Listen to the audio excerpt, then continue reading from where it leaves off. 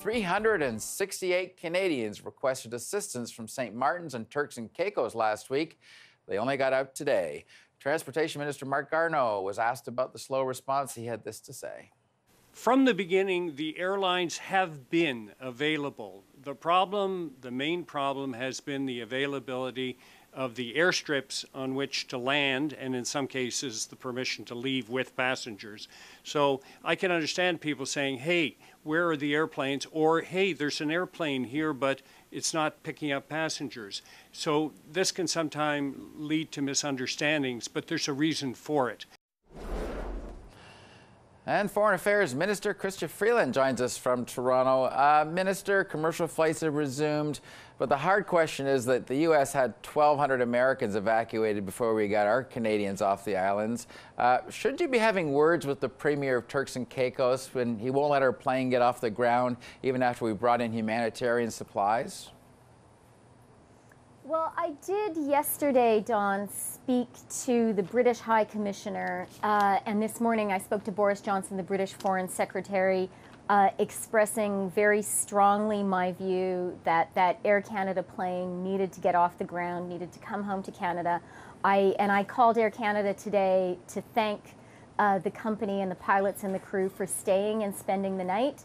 Now, the main thing is that plane is now, I think even as you and I are speaking, that plane is loading up and should be heading home. And there should be a WestJet plane that lands in Turks and Caicos and takes the rest of the Canadians home. And there is also a WestJet plane, even as we are speaking, that's in Saint Martin taking people home. So the important thing is, the lion's share of Canadians should be getting home today.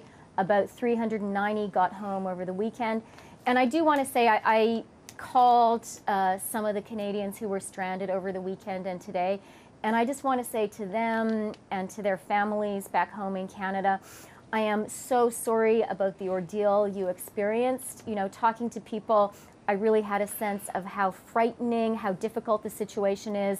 And I'm very glad that today, hopefully, we'll be able to bring most of our friends and family back home to Canada. It's a very, very difficult situation. Right, and they went through a very scary time there with that hurricane. But I'm curious, did the British High Commissioner or the British Foreign Secretary give you an explanation why our plane couldn't get off, yet military planes were leaving from the U.S., Netherlands, and Britain? I really want to thank Boris Johnson and our fine High Commissioner from Britain to Canada. They were extremely helpful. I know that they personally got on the phone and got involved, and the governor went to the airport in Turks and Caicos to impress upon the CEO of the airport the importance of getting the Canadians home. So at the end of the day, that worked, and I am just very relieved and grateful. And again, really, really sorry about all the fear and difficulty that the Canadians there endured. And I want to say, Don, we are very glad we're able to bring Canadians home. Right. There are some people whose home those islands are. And we have a disaster assessment team which is arriving now to take a look at the kind of humanitarian assistance that we can provide. I'm curious, did you, in the crisis room, I'm sure you were in that, ever think about using our military planes like the U.S., Netherlands, and Britain did? Because it seems like that would have been the natural way to cut through all this red tape. We do have a military plane which should be arriving in the region tomorrow with humanitarian assistance. And, were it necessary, if it remains still necessary, that plane can bring more Canadians home.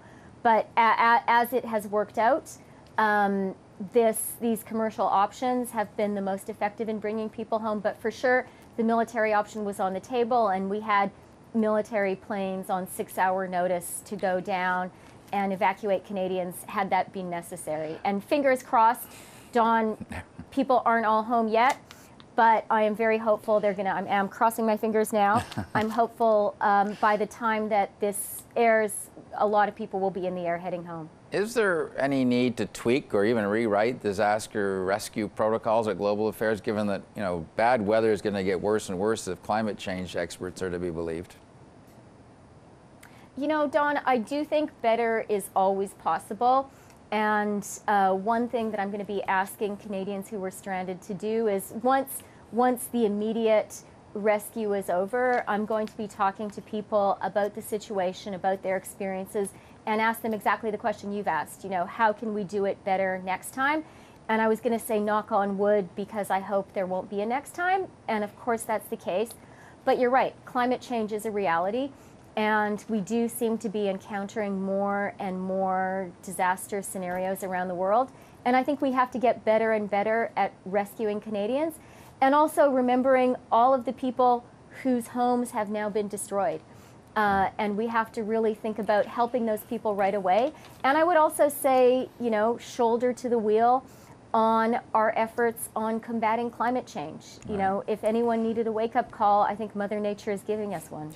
Any doubt from what you've seen of the video footage of some of these islands that the DART, or the Disaster Assistance Response Team, is going to have to go down there? It seems pretty obvious that it's catastrophic. That is something which we are very urgently and carefully assessing.